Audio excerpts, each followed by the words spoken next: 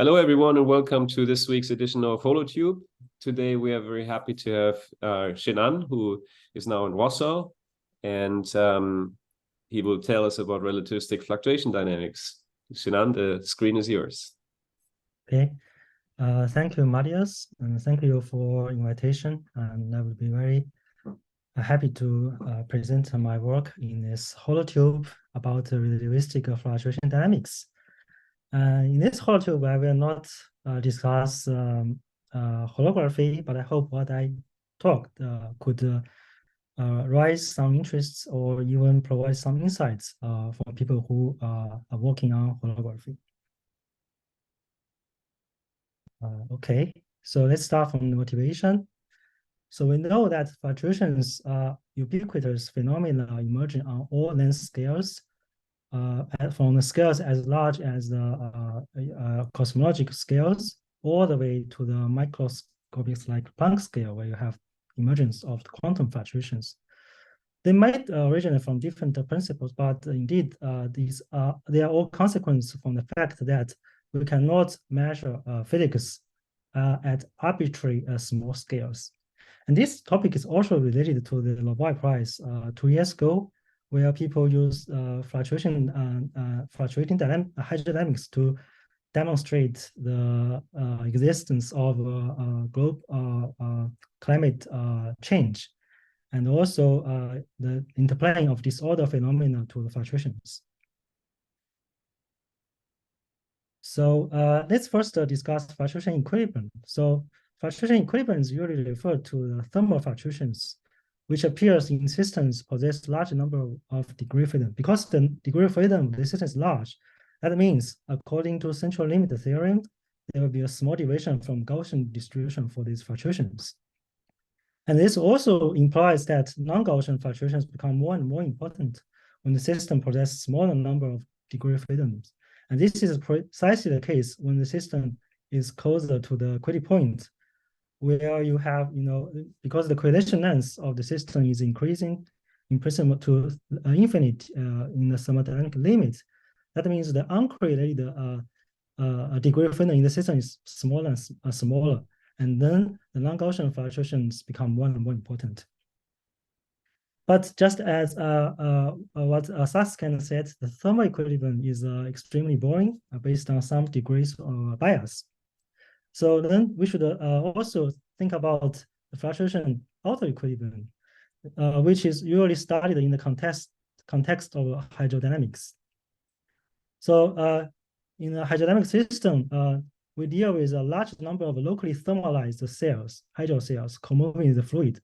And we assume each hydro cell is in thermal equilibrium, whose size is much larger than any microscopic scales, for example, the inverse of temperature. And also in these scales, Loris will emerge, and it will provide a random kick to the hydro cells from the thermal bath. And on the other hand, the fluctuations, the hydro cells moves along these fluctuations, and it moves on a larger size, which we define as the fluctuation scales, the same way as how the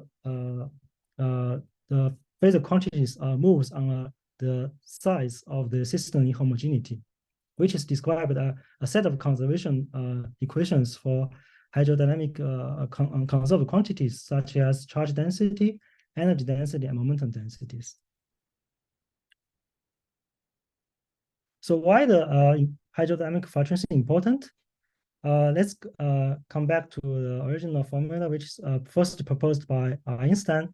So in Einstein's pioneering work on Brownian motion, he found that the diffusion coefficient for the Brownian motion can be related to the variance of the particle displacement at large time limit. And this is basically another look of the Kubo formula in the real time space, and it can be expressed as an integration of the velocity correlations. And if you only consider the dissipation process, you will find that the velocity correlation damped as a function of time exponentially. And from this integration formula, you can find that the diffusion coefficient is just constant, right? And 40 years ago, people measured this fluctuation of velocity using light scattering experiment, where people just use this correlation function of the scattering light intensity to approximate or estimate the correlation of the velocity correlation in a sample in a water bath. And they find that at a large time, the diffusion coefficient is not constant, it's a power law.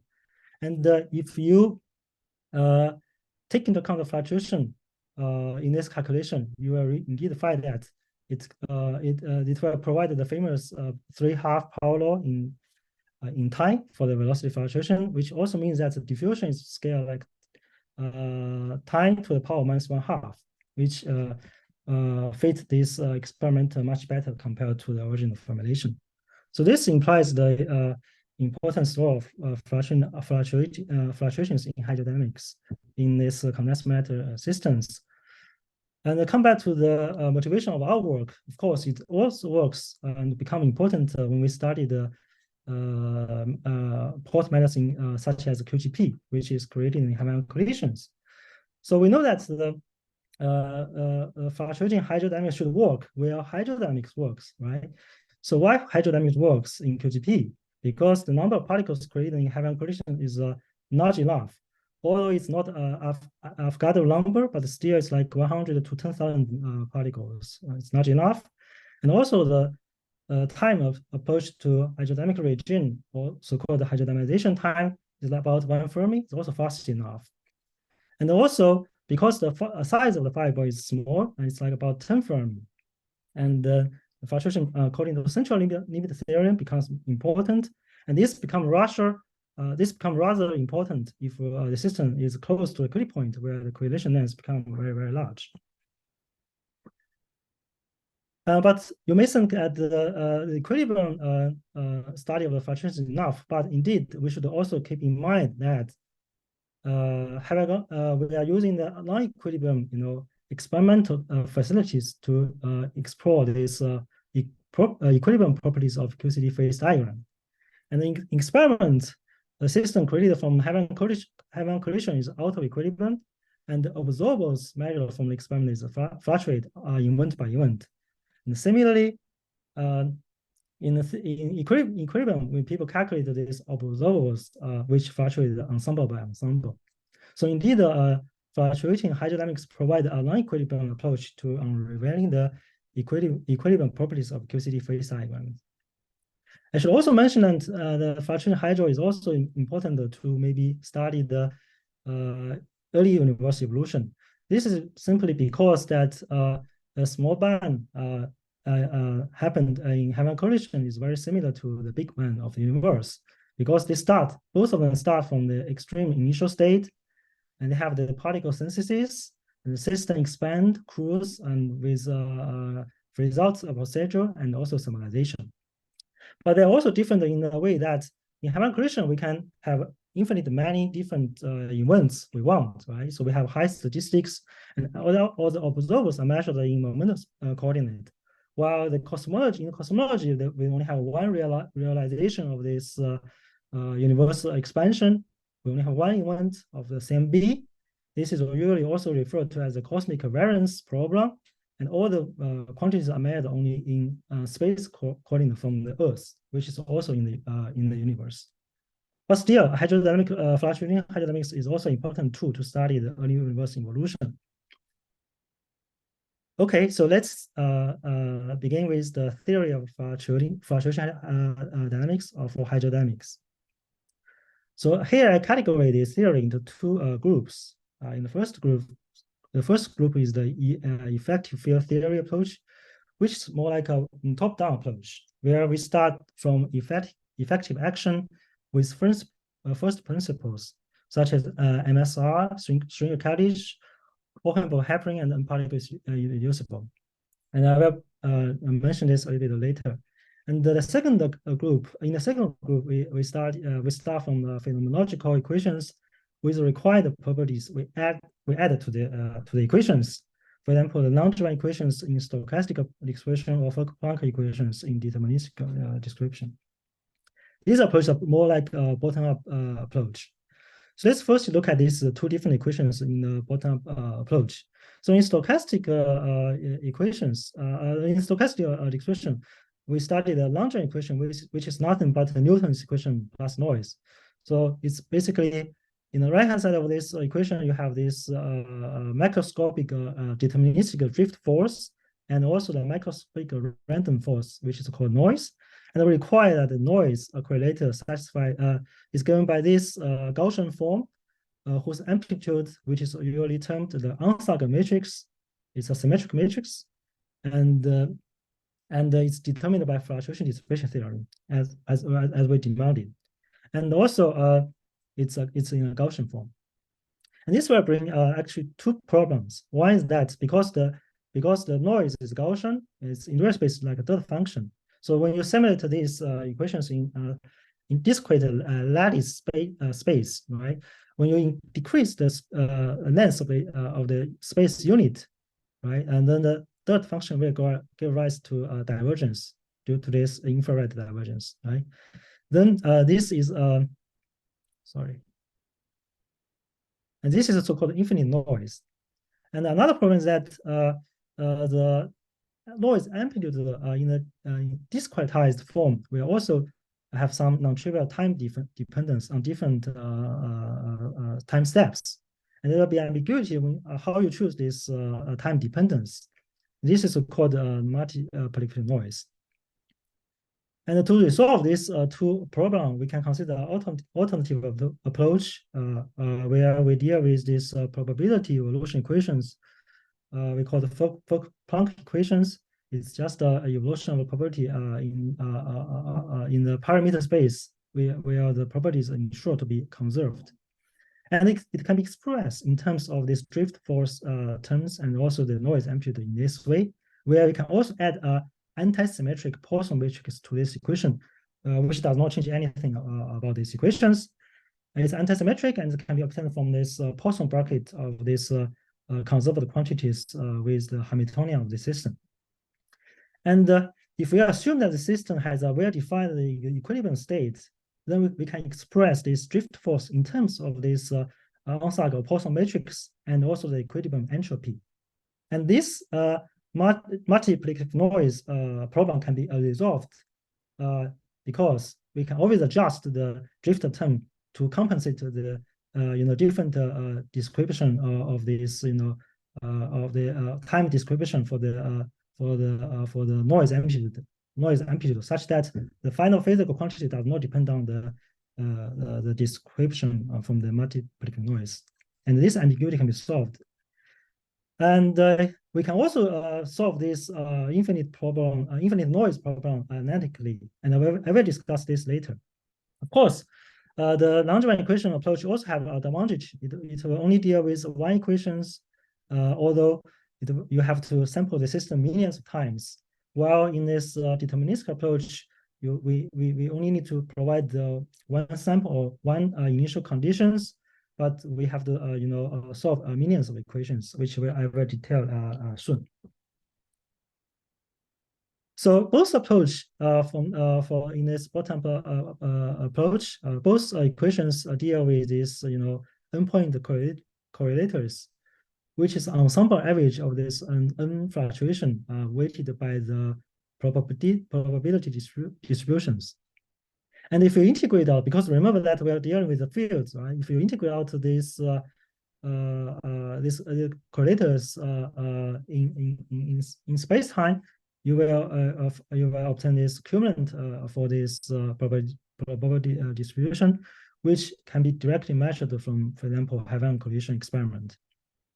And since we know the evolution equation for the probability, right? So if we substitute this Fock-Planck equation into the definition of this endpoint correlators, and by integration by part, we can easily obtain the evolution equation for this endpoint function or endpoint correlators, which is just endpoint moment of these distribution functions. And here I just show example of this evolution equation for the 2-point function. You can see that it can be expressed in terms of this drift force and the ansatz and the Poisson matrix, and it in general have infinite many terms.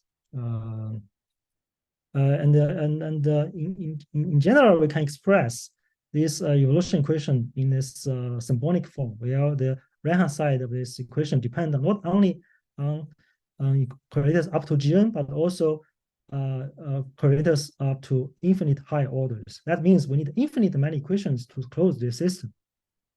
And this can also be seen from diagrammatical representation if we introduce, for example, this semi half circle for the drift force. I don't know, I cannot use my cursor, but I hope you can realize that. Wait. Okay.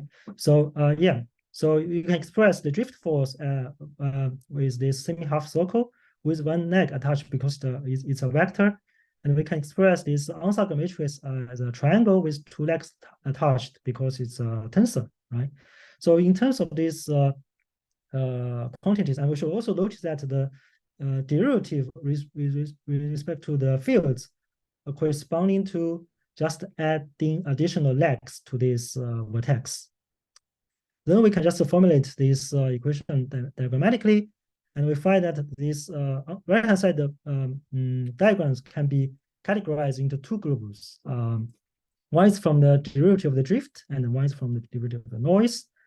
And you see that we can just add infinitely many legs and correlators to this to the drift force and the noise tensor.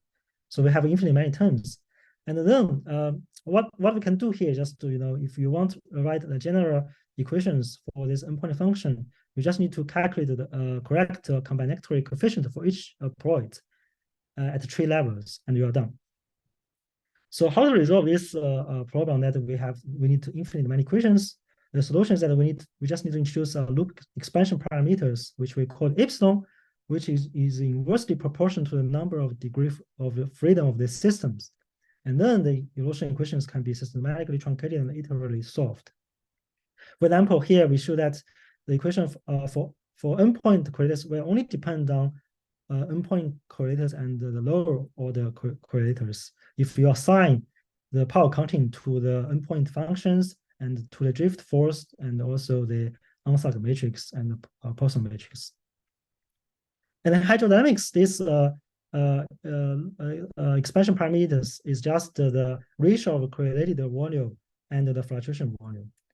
Because usually the correlation length is very small, right? So it's inverse proportional to the temperature. So this ratio is very small. And in holography, this epsilon is taken by row of the large number of the colors.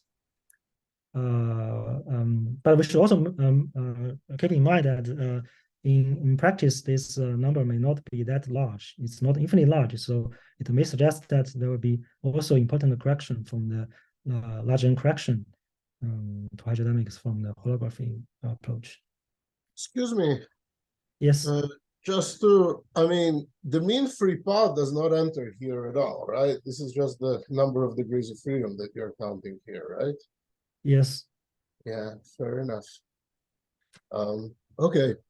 Just as a comment, from experimental data of hydrodynamics in small systems, it appears that fluctuations are completely independent of the number of degrees of freedom from cumulant. That basically small systems and large systems seem to be just as collective. Just as a comment. Yeah, that's interesting. We should talk later. Yeah, but I should also mention that for a strongly correlated system, the correlated volume is like given by the correlation length is just determined by the inverse of temperature. But for a weakly coupled system, it may just determined by the mean free path, because for example, it can for example, for a system which is described by gas, determined by the mean free path. But for strong coupled system, is determined by the correlation length, which is related to the temperature of the system. Okay, then here just show a field first. Sorry. Just since you said this, I mean, the mean free path is a very different thing. It's a dissipative thing. It's a sound wave, and it's the decay of the sound wave. Here it seems that you have the number of degrees of freedom. It also, if you have perfect local equilibrium, the mean free path is 0. But your fluctuations, unless you have an infinite number of degrees of freedom, should still be there, right? Mm-hmm. Yeah. So.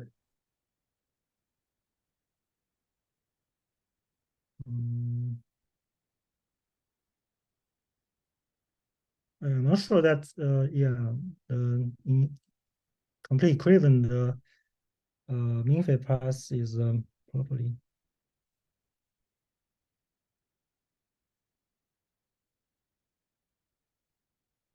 Yeah, I think maybe we should discuss later. But I think it's still mean free path is a good approximation for the correlation length if the system is weakly curved.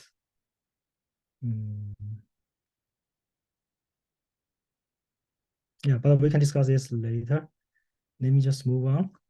So for the first field truncated equations, we can here just show this equation diagrammatically, and you can see that all the hydro equations we are dealing with just corresponds to this black part, and the evolution equations for the high order cumulants are given by the blue parts, which are truncated and have finite terms on the right hand side.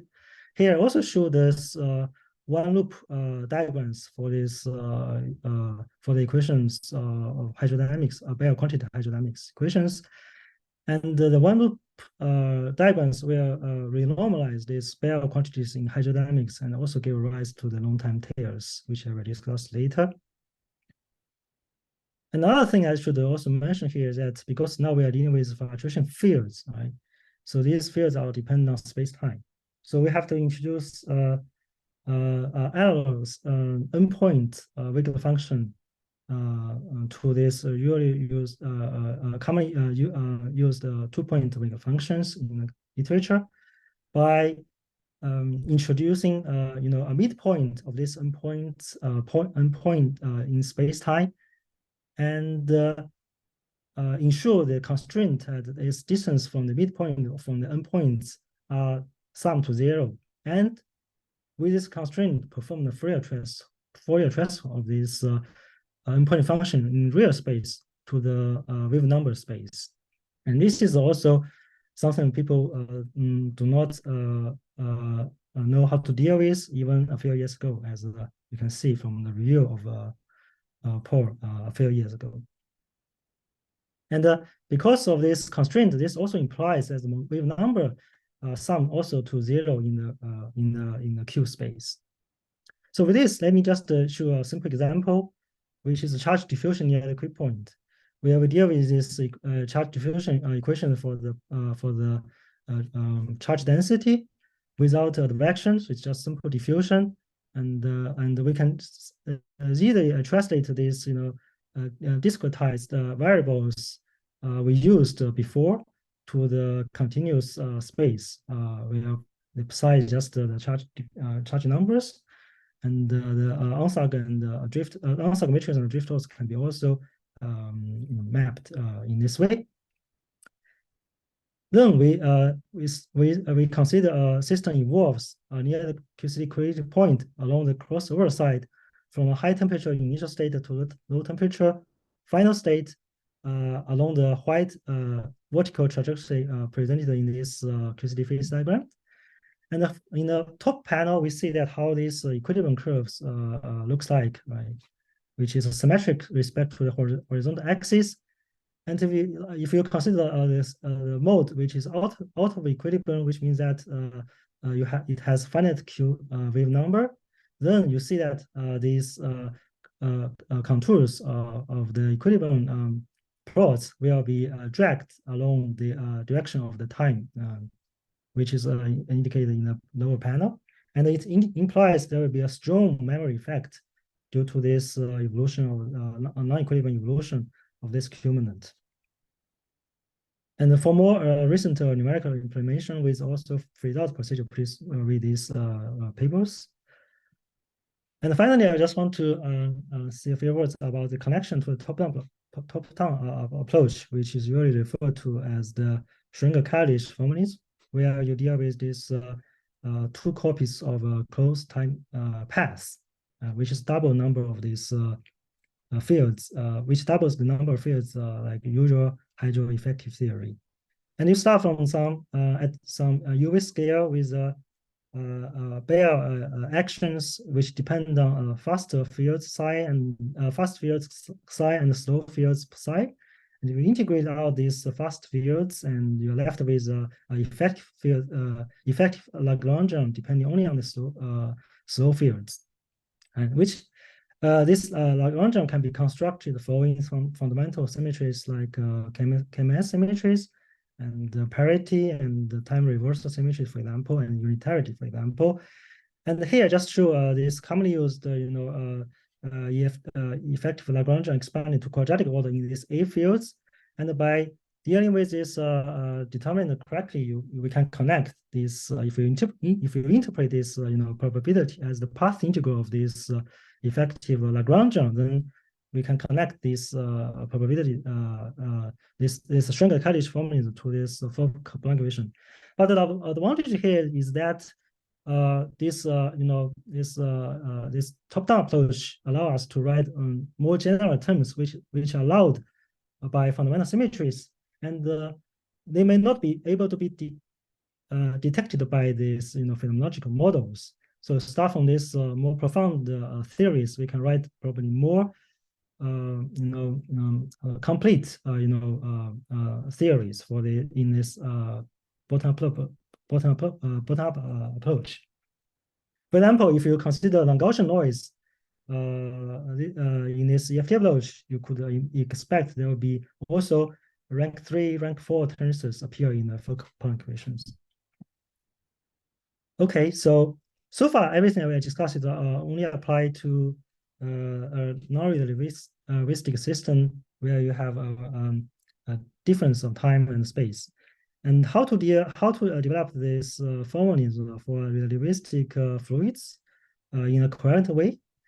And before I start to discuss this, let me remind you that there will be two different frame specifications for relativistic hydrodynamics. One is called Eulerian specification, where you assume that the hydro cell is at rest, it's fixed in space-time, and the hydro fluid flow across this fixed fluid box. And as a consequence, there's a group time for every observables, and all the correlates can be measured naturally at the same time in the same frame, which is net frame. While in the Lagrangian specification, we assume that the hydro cell is commoves with the fluid, and all the quantities, all the thermodynamic quantities are measured in the local rest frame of these co-moving hydro cells. And this also means that each fluid hydro cells, they have it has its own clock or proper time. So in this specification, how do we define the analogous equal time correlates coherently? And the solution to this is to consider the confluent formulation. Which, excuse me.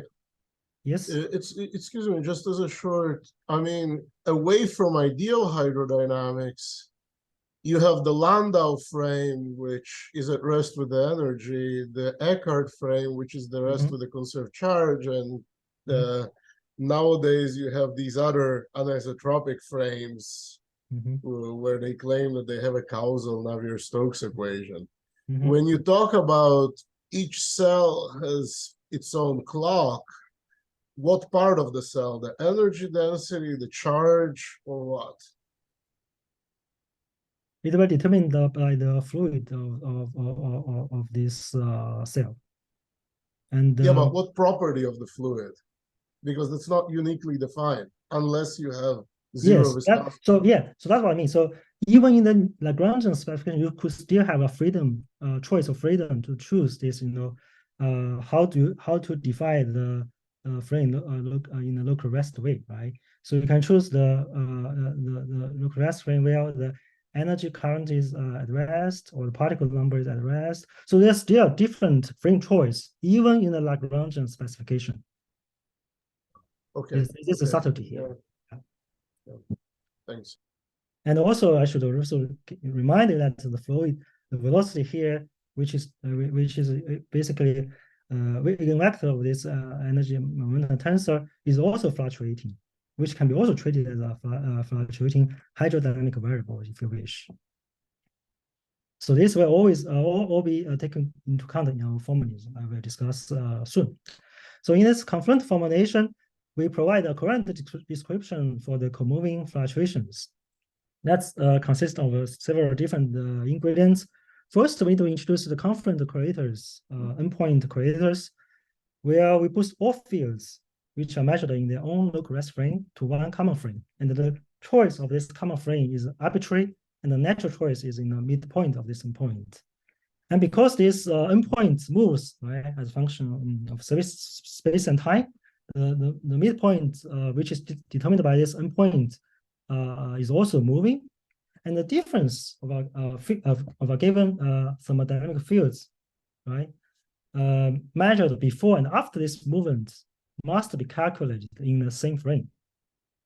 So this is corresponding to the procedure on the right panel of this in this confluent derivative, and it will contribute to this one of the connection term in this confluent derivative.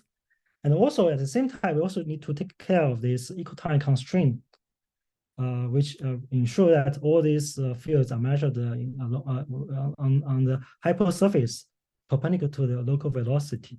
And to ensure that equal time surface is also convenient to introduce this local trend, which is also perpendicular to the velocity and express all the quantities in terms of this local trend.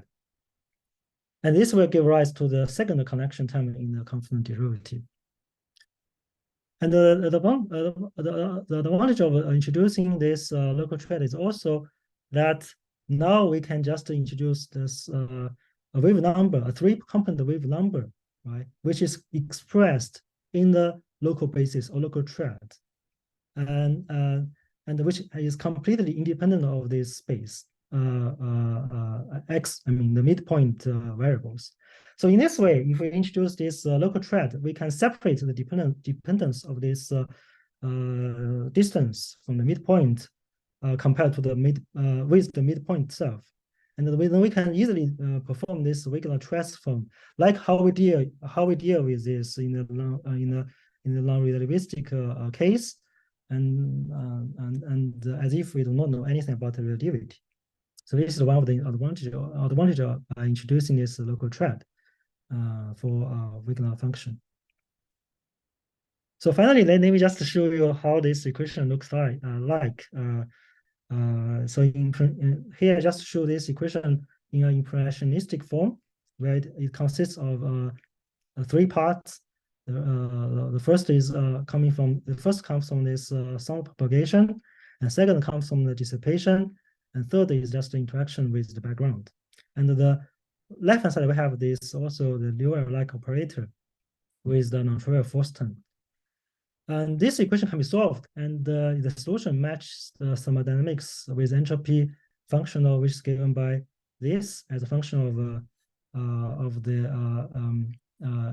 entropy per baryons numbers, and pressure and velocity. With the constraint, the velocity is normalized to -1.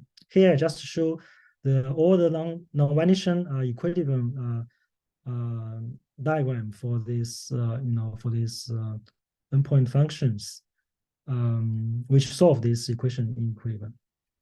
And if we choose these fields like entropy, pressure, and velocity, we find that there are totally more than 200 equations to solve, up to 4-point correlators. And this is too much for us, and we definitely want to avoid this. And to resolve this issue, we can introduce something we call the rotating phase approximation, which is widely used in condensed matter physics or atomic physics. So in this approximation, we firstly choose. So we firstly need to recall that the n-point correlators are analogs to the n-particle quantum state lying in the Fock space, right? So then we can choose a set of new bases in Fock space such that the ideal hydrodynamic equations are diagonalized with five eigenvalues. 2 are just a sound mode, and 3 of them are just purely diffusive mode. And then we can just for the n-point correlates expressed in the new basis, we can identify the slow mode if the corresponding eigenvalues for these n fields in the new basis are summed to 0. And if the summation of these eigenvalues are not 0, then we identify this n-point correlated as a fast mode, and it can be averaged out and dropped. So for example, the W plus minus is a slow mode because the eigenvalues associated with the plus minus mode are summed to 0, while the W plus plus is not 0 because the eigenvalues are not summed to 0. And as a result, we only need to solve 32 equations after this random rotating phase approximation. And let's take a look at this equation for the W plus minus, which has an interesting, kinetic interpretation. So we found that the equation for the W plus minus 2-point correlators can be expressed in a very similar way like the Boltzmann equation for phonons, because we observe that the equilibrium value for this W plus minus is nothing but the Bose-Einstein distribution at a high temperature limit. And we also observe that the Forthcoming consists of a non-trivial part corresponding to the acceleration and rotation and expansion of this fluid. Which can be also obtained from alternative approach, and this provide a kinetic, interpretation of the hydrodynamic fluctuations for this 2-point longitudinal mode. Okay, then finally, I will discuss a little bit about this fluctuation feedback. So we know that the fluctuation will give feedback to the Bayer quantities order by order in gradient expansion. So here, the physical stress tensor can be expressed by the Bayer quantities, Bayer part, which is expressed in gradient expansion, plus the contributions from the fluctuations. And the contribution fluctuations can firstly renormalize the Bayer quantities systematically order by order, and the remaining part will give rise to the long-time tails. Of course, here the fluctuation will contribute. The fluctuation contributing to the Bayer quantities are the n-point function, which is the n-point correlators integrated over all the different Q modes. And then we need, in order to determine this n-point function in local space, we have to, integrate with these regular functions, and we need to solve this with this regular function first.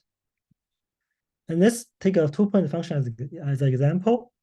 So the 2-point function equation for 2-point function can be expressed under RPA, can be expressed in this impressionistic form.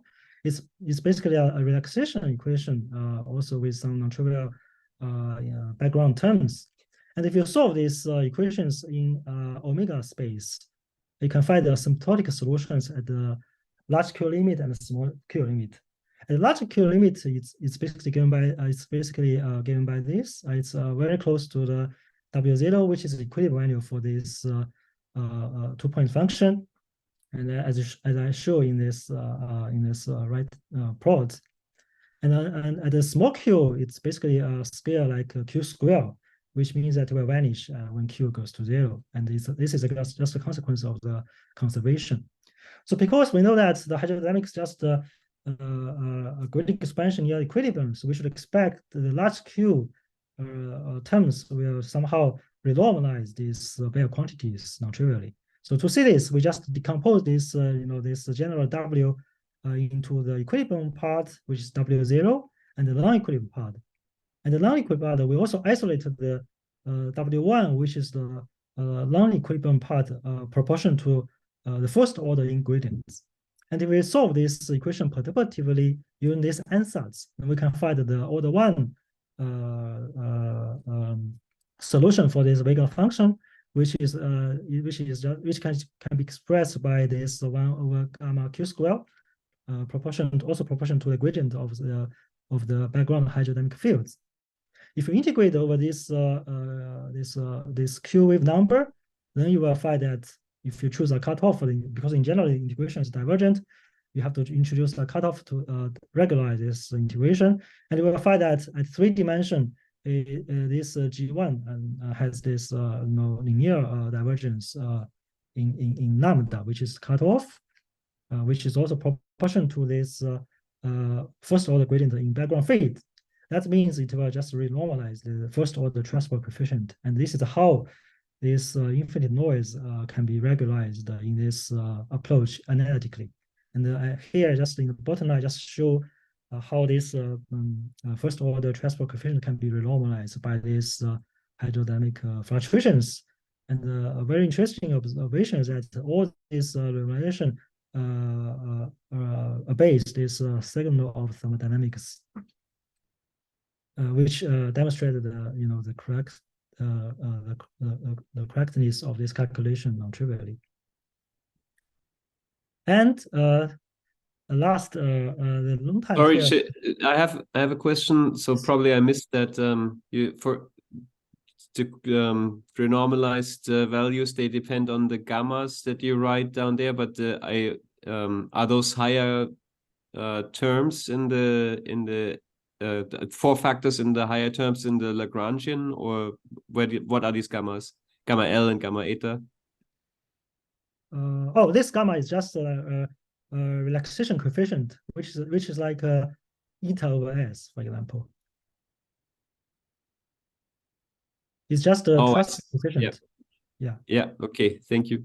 Yeah, you can see here this different gamma eta. For example, here in the bottom line, gamma eta is the sound attenuation transfer coefficient. Gamma L is a sound attenuation coefficient, and gamma eta is basically eta over epsilon plus p, right? And then gamma lambda is lambda over Cp. So it's basically a transfer coefficient normalized by some Bayer quantities. Thank you.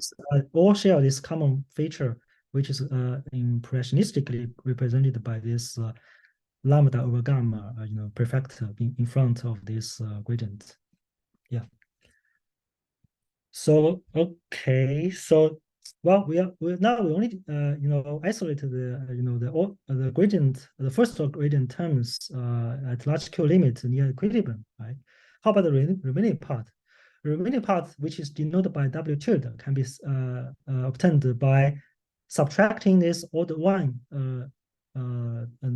solutions from the total non-equilibrium solution, and this corresponds to subtracting the local divergence, which we've already used it to renormalize these Bayer quantities. So what left is basically a finite. And if you perform these integrations, and even schematically, you can find that the integration will finally give rise to the form which is like the gradient of psi and multiplied by gradient psi to the power 1/2, which is basically k to the power 1/3. This famous non-time tail power.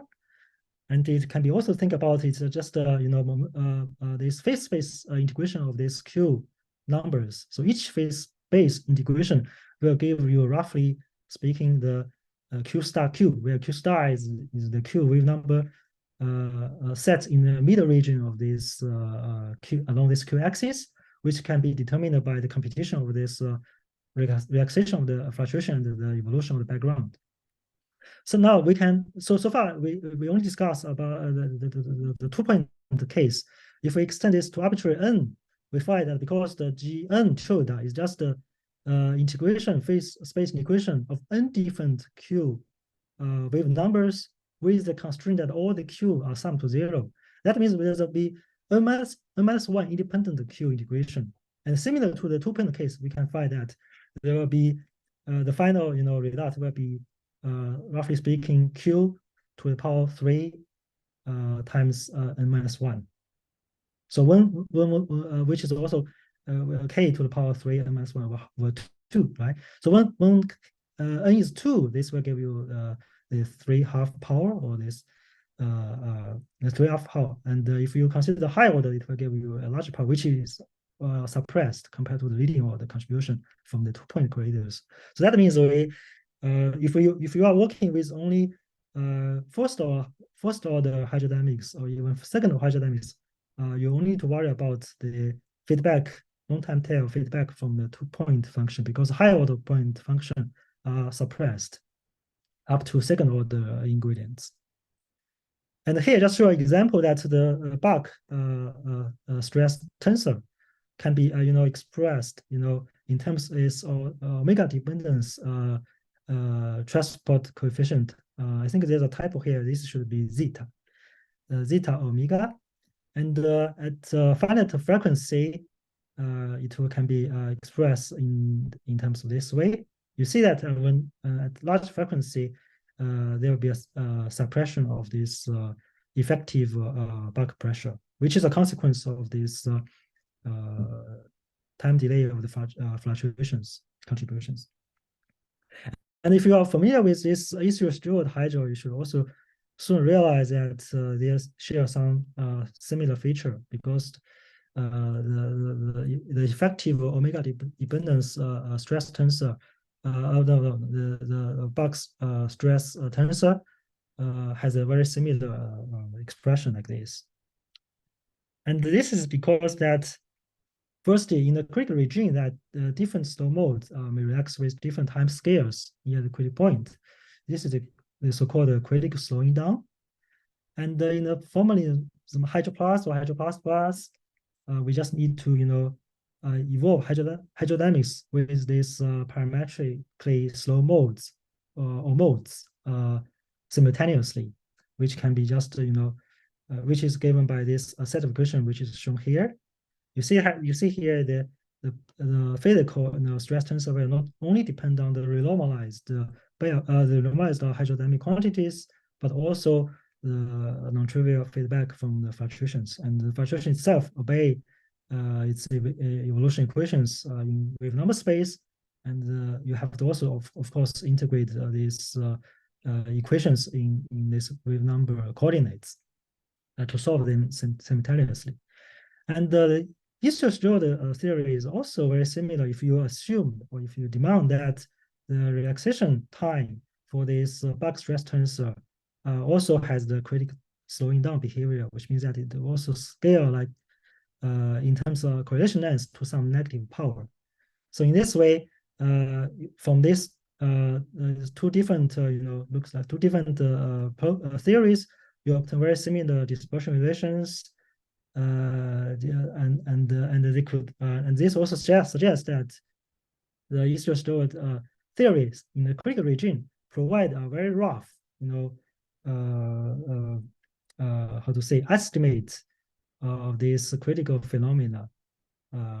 If you identify this this single mode as a typical in the issue-stirred theory as a typical wave number mode in this full hydro plus or plus plus formalism.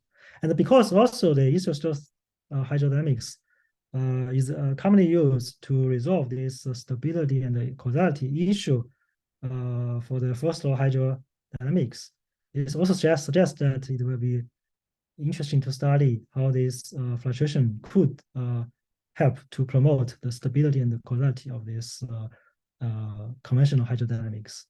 There are also some interesting discussion about this, this connection of this critical issue-stirred theory or hydro plus to the holographic calculation.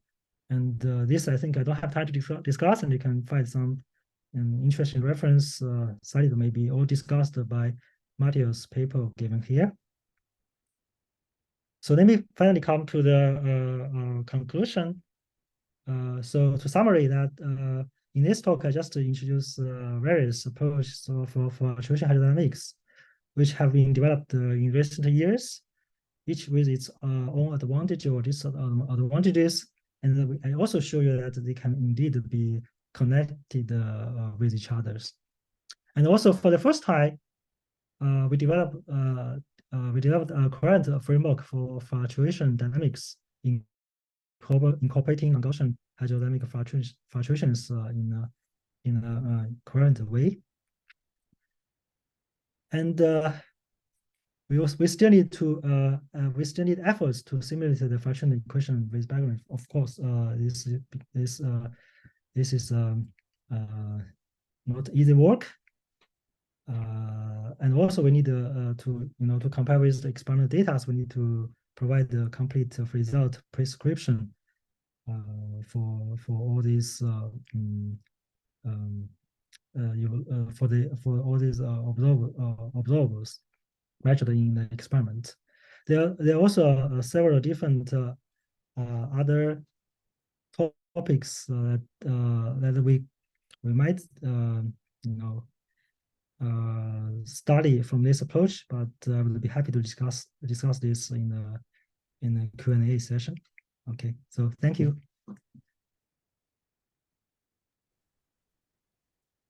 Thank you very much for this very interesting talk and touching on many aspects of fluctuations in hydrodynamics. Other questions? I see Giorgio raised your hand. Like, go ahead, Giorgio. Yeah.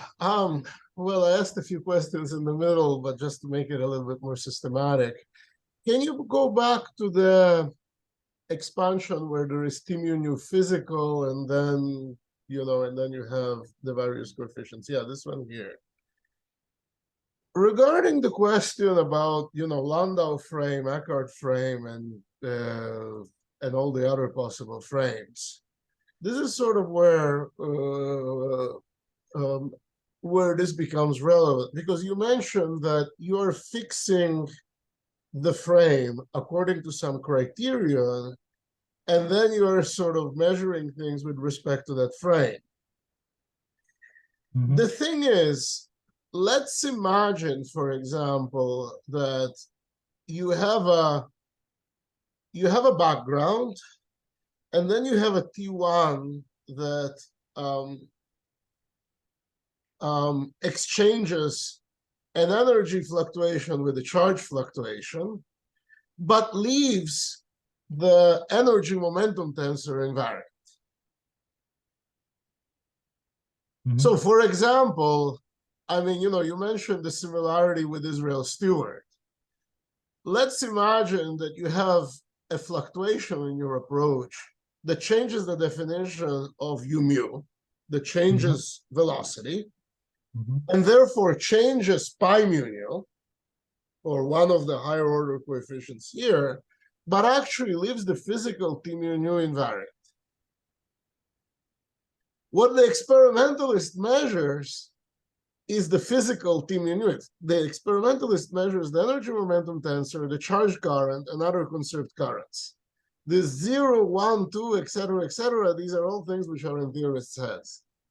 And the question is, a fluctuation that redefines theoretical concepts but leaves the energy momentum tensor invariant, is it counted as a fluctuation, or is it counted as a reparametrization?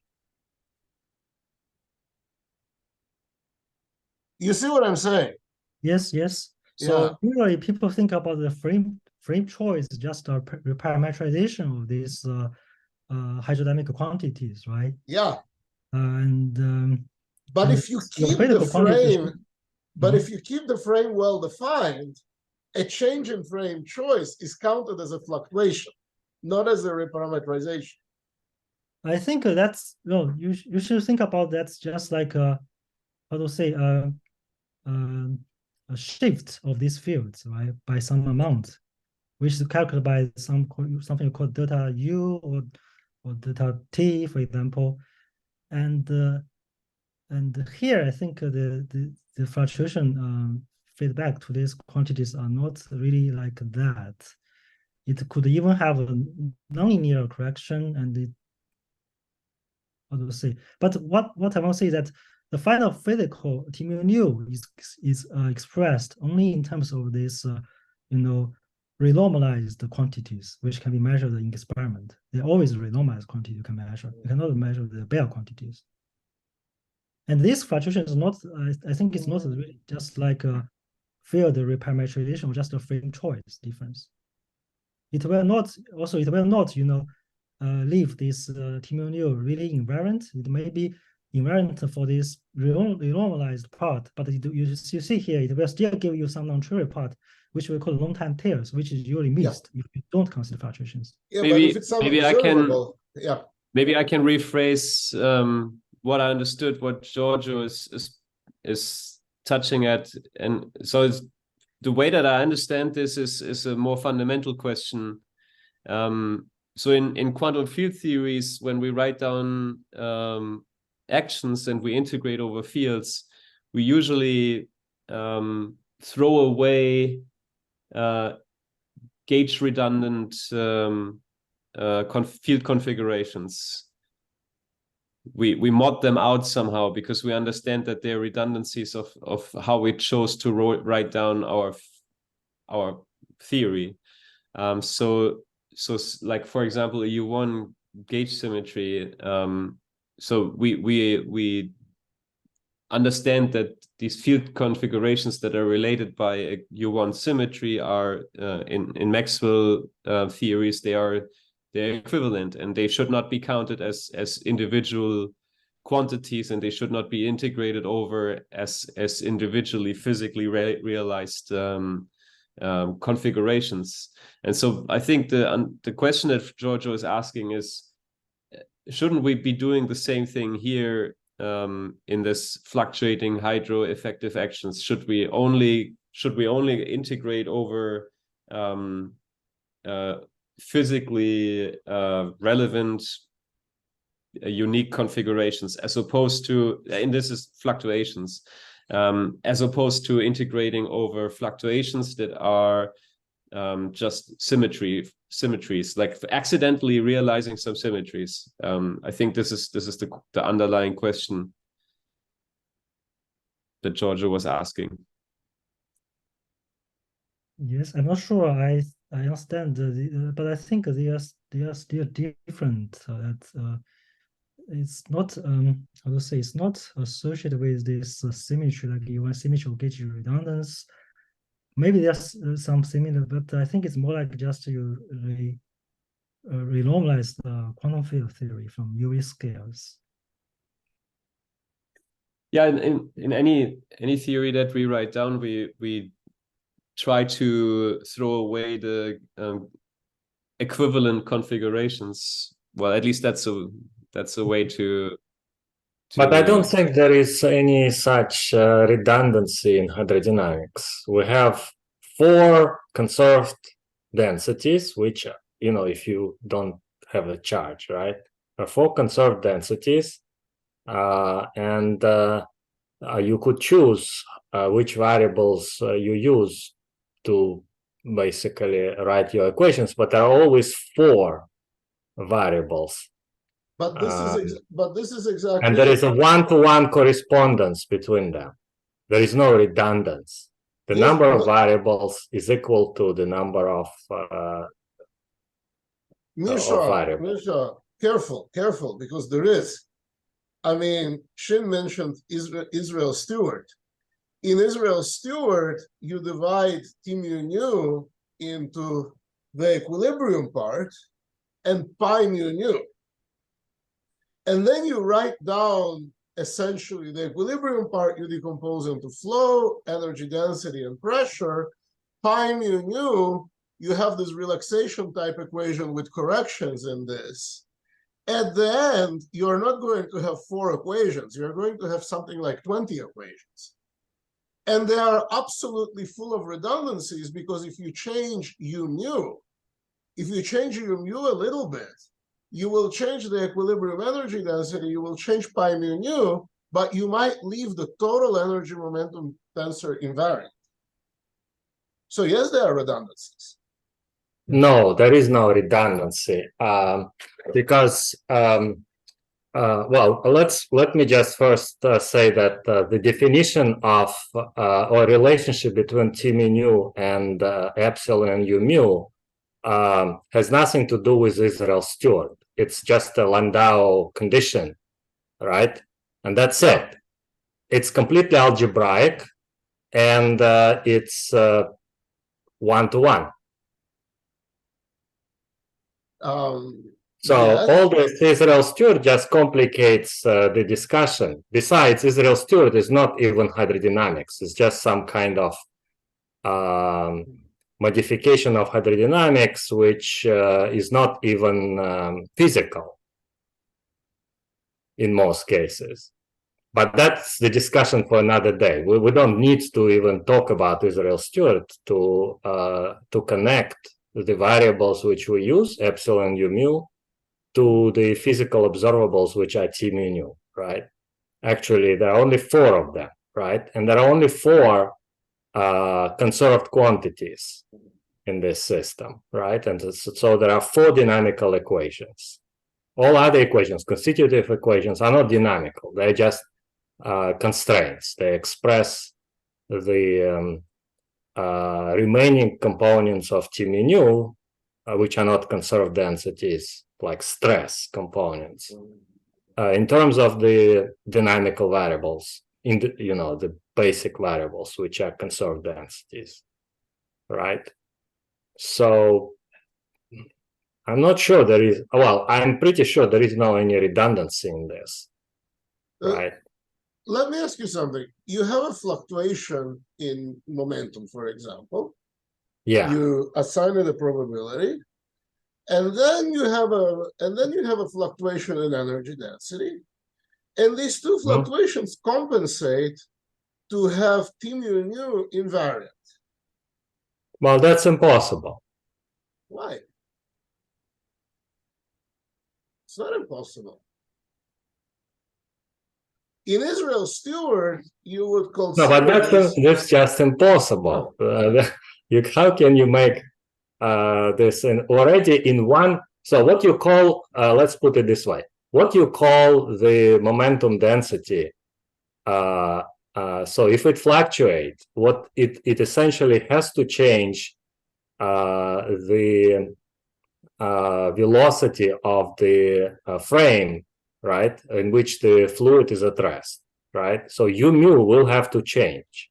Yeah, U mu also fluctuates. If energy fluctuates and energy fluctuates with the heat capacity, momentum also fluctuates. And yes.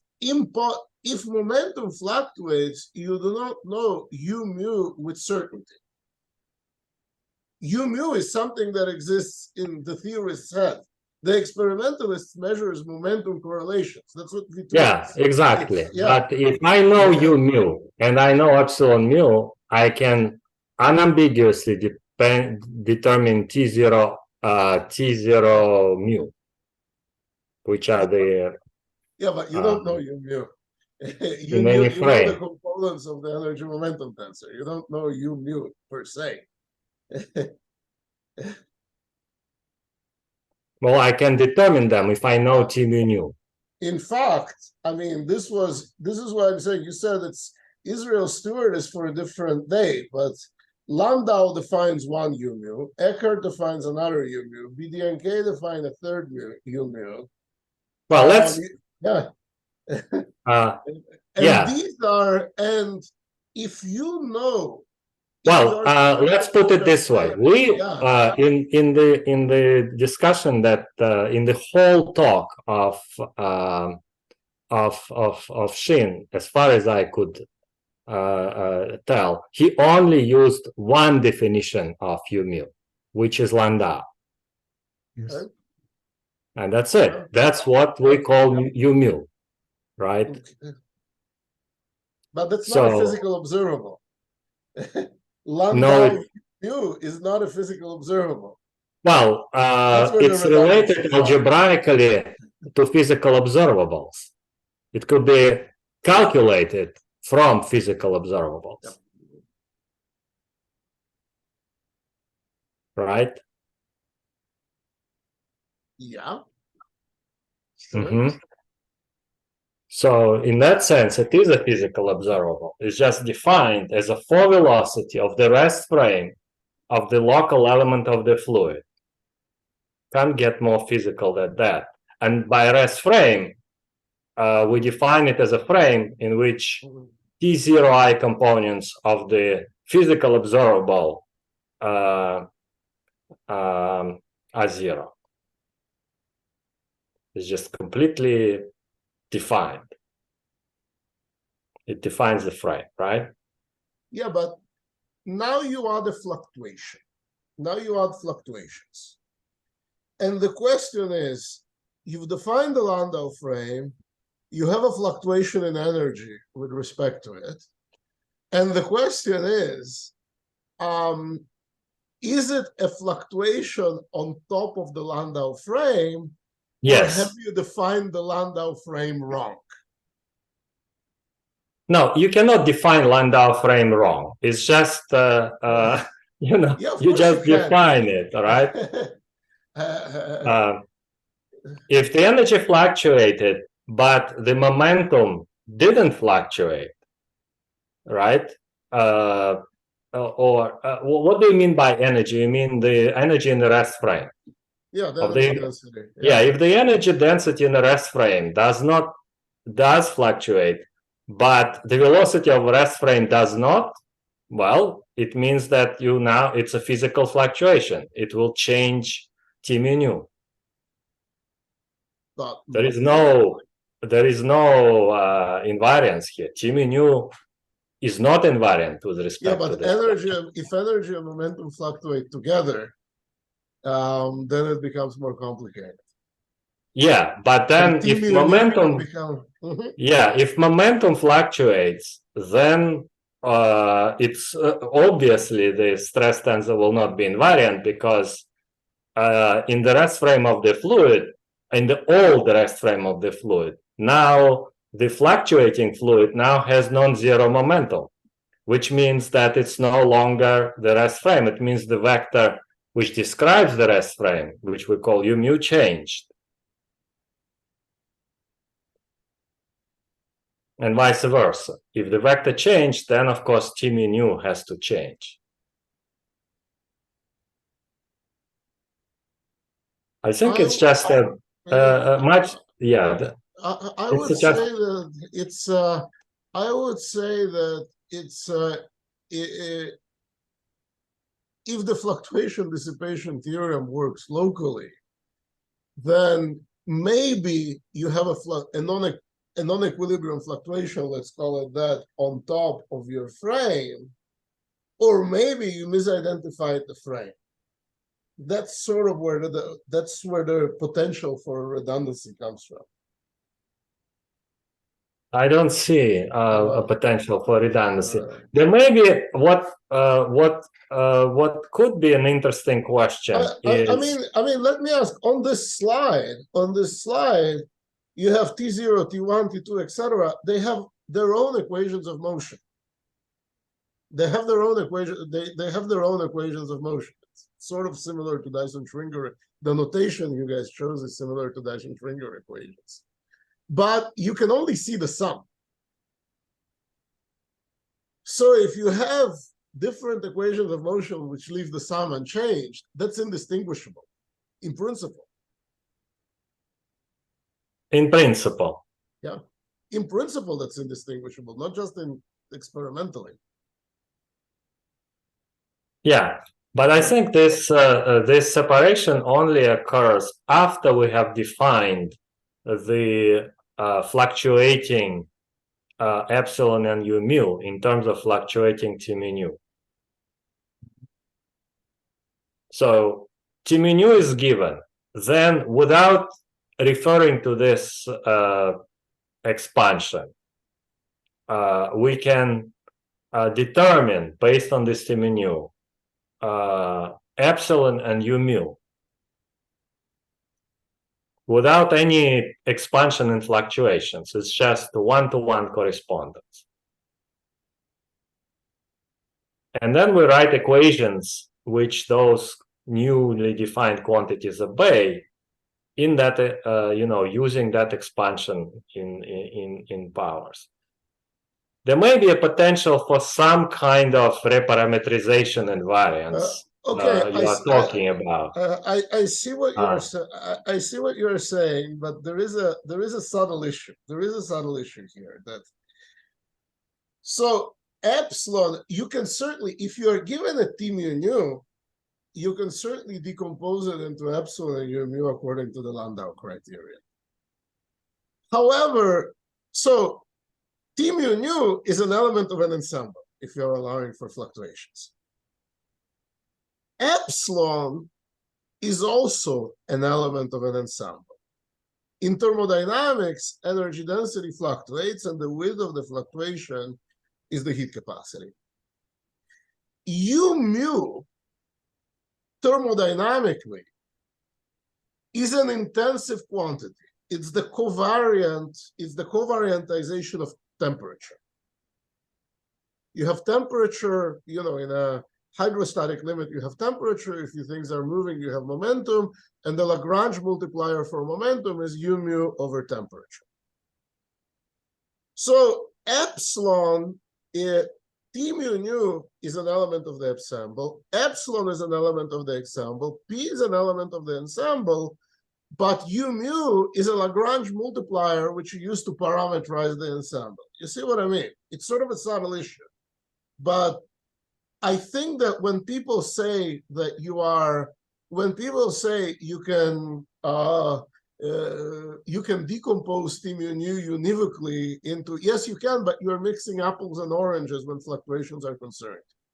Because you're mixing an element of the ensemble and the Lagrange multiplier that you're using to parameterize the whole ensemble.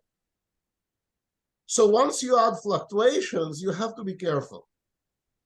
And I kind of think that, I kind of think that just calculating fluctuations, assuming that you know what beta mu is from, an element of the ensemble, overestimates fluctuations, because you will have fluctuations which are in this, which leave each element of the ensemble the same. And these are not fluctuations, they're reparameterizations. Kind of like ghosts. I don't see it this way. Like ghosts in gauge theory. Yeah. I think we are careful, and I do not see any transformation of u mu and epsilon which would leave T mu nu unchanged. But you can still perform this, this transformation in near in theta u. So in gauge theory, it's very easy, right? We have F mu nu, and we have A mu, and clearly there are you can find two different fields, gauge fields A mu, which give the same physical F mu nu, right? Sorry, what is F?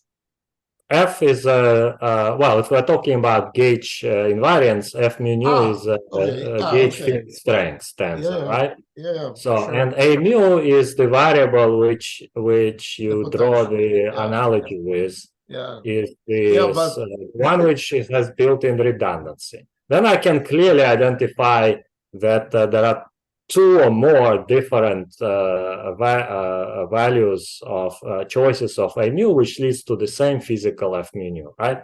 That's the analogy you're drawing upon. But there's no such thing in the relationship between T mu nu and epsilon and u nu. Epsilon and u nu is every bit as physical as T mu nu itself. Because you cannot find two different epsilon and u mu choices which give you the same T mu nu. They're just algebraically related. Maybe I'm missing something, but if you can identify that transformation, then we can talk. The statement that you just made, that you cannot find two different combinations of epsilon and u mu that give you the same physical T mu nu, that was your statement, right? Yeah. So, let me put this a little less aggressively. Let me put it less aggressively.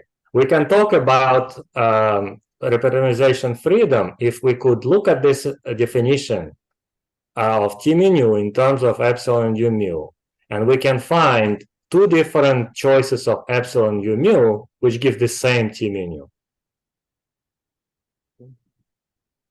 You can. You can actually see it clearly in, I don't know if you know Zubarev hydrodynamics. It's sort of the Zubarev statistical operator. If you covariantize the Zubarev operator, I mean, Becattini and company have sort of done this intensively. You have two 4 vectors. You have the foliation of spacetime. You have the foliation of spacetime, and you have beta mu. And you have the and you have u mu over t, basically, which is the Lagrange multiplier for energy momentum. And the point is that you could have a continuum of choices of foliation and choices of beta mu, which leave the energy momentum tensor, invariant. Sort of very simple to check with algebra. This is very simple to check with algebraically. But they change, obviously they change beta mu. If you're working with Israel Stewart, they change pi mu nu, they change E, they change all components, but simply if you put them back together, you get the physical energy momentum tensor. I just cannot see it. I can see the opposite. I could change T mu nu without changing epsilon u mu. This I can do, but not the other way around. Because there are like 10 components of T mu nu, right? So if you fix them all, there's no way I can see that you could change only 4 components which are in epsilon and u mu. It's just, you know, they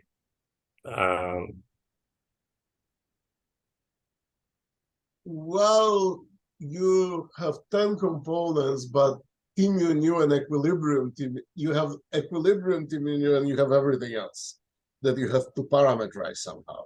Yeah, basically, let me put it this way. You're basically so T mu nu is a matrix, a symmetric matrix, right? Yeah. And what you are solving in order to find epsilon u mu is just eigenvalue, eigenvector problem.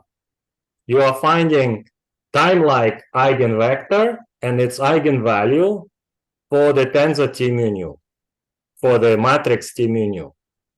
But right? This is if you change either the vector or the eigenvalue, it will be a different tensor. But I could easily find another tensor which is different from T mu nu, which is has the same eigenvalue, time-like eigenvalue, and eigenvector, but different space-like eigenvalues and eigenvectors. But it's the opposite to what you are saying. No, I see what you're saying. And this is where I was talking about.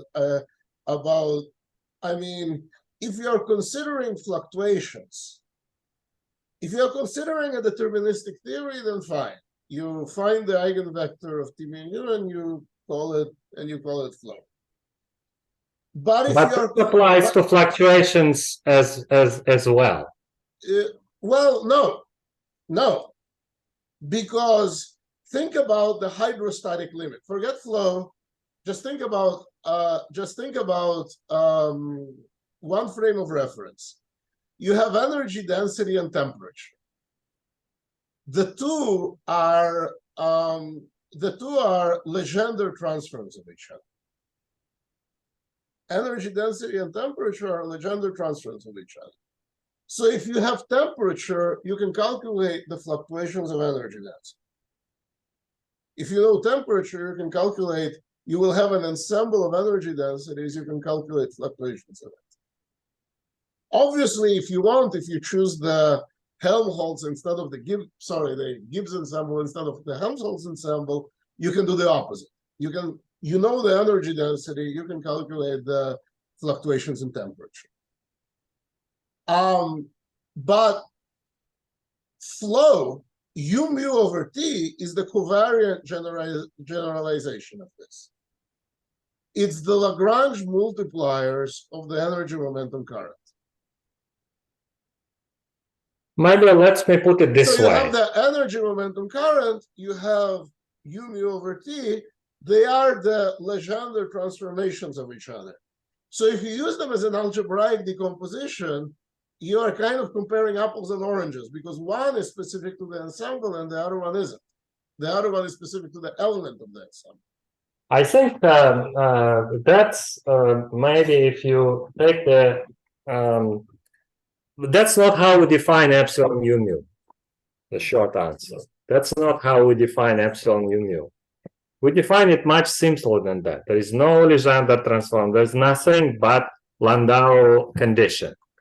Yeah, that's it, which is basically eigenvalue, and that is applied to stochastic fluctuating variables. There's no ensemble. It's just event by event mapping. No, just, I understand, but that's not covariant statistical mechanics. You're losing the information of beta mu as a Lagrange multiplier of maximization of microstates if you did that. Well, that's not my problem. That's not my problem. So that's simply not my problem. Yeah. But by the way, since I mentioned the experimental data, the experimental data I was mentioning, sort of the best one, is the figure 10 of the CMS paper that I will put on chat. It basically, what they do is, just to explain it quantitatively, they measure V2. It's an old paper, and they've really gone forward. They've calculated more cumulants for more systems. They've measured V2 as a function of 2-particle cumulants, 4-particle cumulants, 6-particle cumulants, 8-particle cumulants for PP, PA, and AA. And the pattern that you see within error bars is that 2-particle cumulants are a little bit different, basically because of momentum conservation. You have dijets and stuff like that. But as you go up in particle cumulants, you have this universality, which is also remarkably independent of system size. Remarkably independent of system size. So at least for azimuthal fluctuations, azimuthal momentum fluctuations, what is remarkable is that fluctuations are independent of the number of degrees of freedom. Fluctuations are independent of the number of degrees of freedom. And why does it surprise you? Why does it surprise you? Because this surprises me, because in the introduction, sort of in the fluctuation dissipation, and I mean, you had this slide with the length scales, with the correlations and the fluctuations.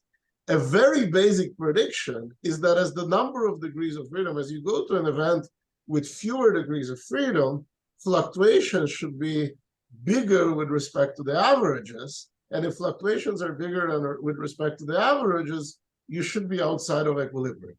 And the data doesn't say that. Hydrodynamics in small systems does not say that at all. By the way, hydrodynamic attractors, by the way, just to say that these hydrodynamic attractors that you put in the thing, they're calculated with the Boltzmann equation, and the Boltzmann equation already assumes an infinite number of degrees of freedom. So, yeah. I mean, look at this. I mean, this is net proton, but at least V2 fluctuations seem to scale in a way that are remarkably independent of the number of degrees of freedom. Yeah, of course. But fluctuations scale with the size of the system. So the smallest, well, 1 over square root of n, right? The dumbest. Yes. So they do depend on the size of the system. Yeah. After scaling, then they don't, and that is just indication of thermodynamic behavior.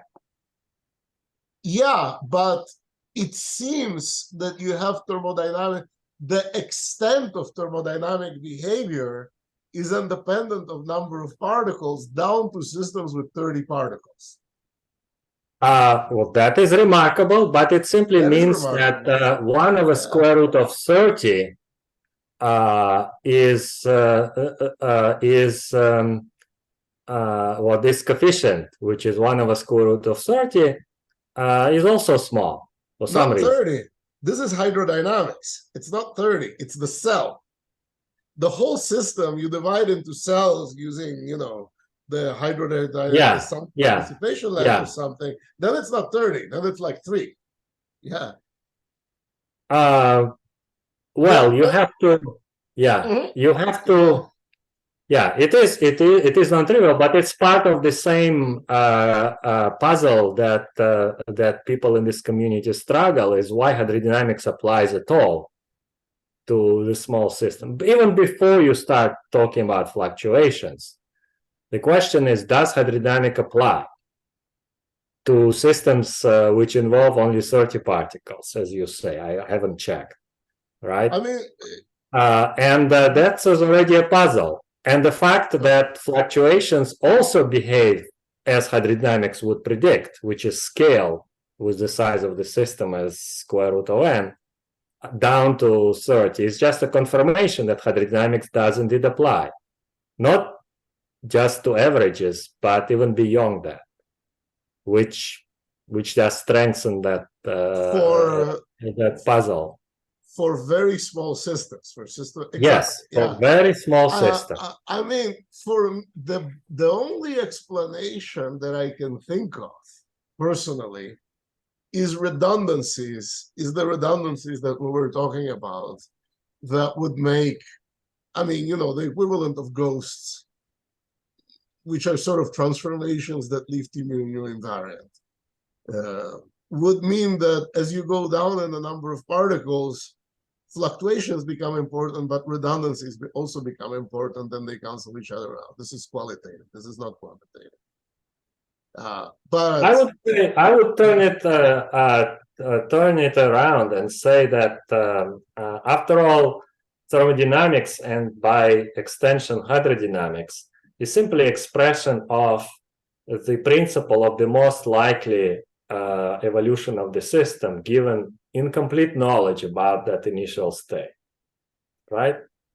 It's a principle of maximum entropy, if you wish. Yeah. So in that sense, what we're seeing is that the system evolves in the most likely way it should evolve, given our basically incomplete, noisy setup, right? So from that point of view, I do not see anything really remarkable in the agreement with thermodynamics or hydrodynamics. As Xin said, quoting Saska, I don't know when he said that thermodynamics is boring. I agree. I actually agree with what you just said. I think that this is what happens, that sort of, if you have fluctuations in every cell, but the system is strongly coupled in every cell, so you have fluctuation dissipation. Yeah. That somehow the system chooses the maximum entropy system is one that looks like ideal hydrodynamics. Yeah, somehow in our community. I'm not sure that the approach that was presented here implements this principle, though. That's the point. I agree. I agree with what you're saying. I think that if you have strong coupling and if you have fluctuations with a small number of degrees of freedom, it could be that you have a redundancy in descriptions, and the ideal hydrodynamics is the one with most descriptions, if you want, with the biggest degeneracy of descriptions.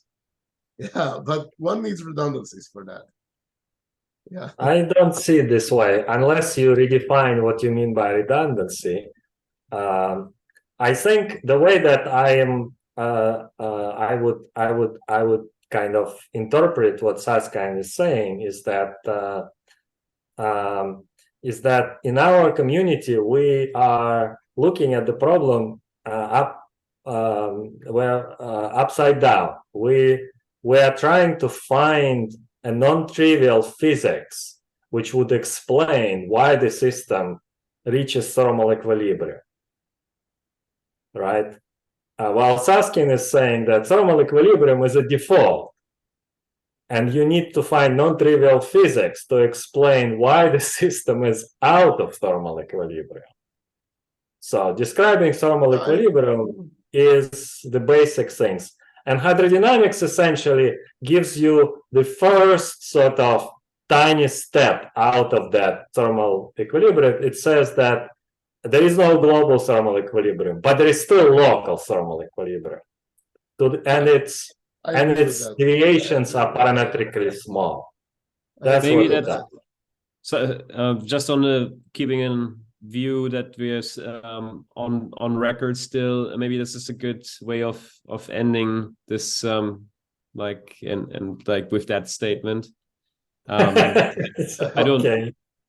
do not mean to end the discussion. We can keep discussing. I just wanted to end the session here, the recording. I actually also have to kind of go, but yeah. Let me just add that this statement is deliberately provocative and meant not to close the discussion, but to keep it alive. To keep it going, right? Yeah, I think that was a very nice discussion. So thank you for throwing that in there, for asking the questions, Giorgio, and for providing provocative statements, Misha, and thank you, Xin, for your talk that spawned this whole discussion. So thank you all for attending, and see you all next time. We can continue discussion off the record, but yeah, see you next week. Thank you. See you next week. It was fun. Yep. Bye.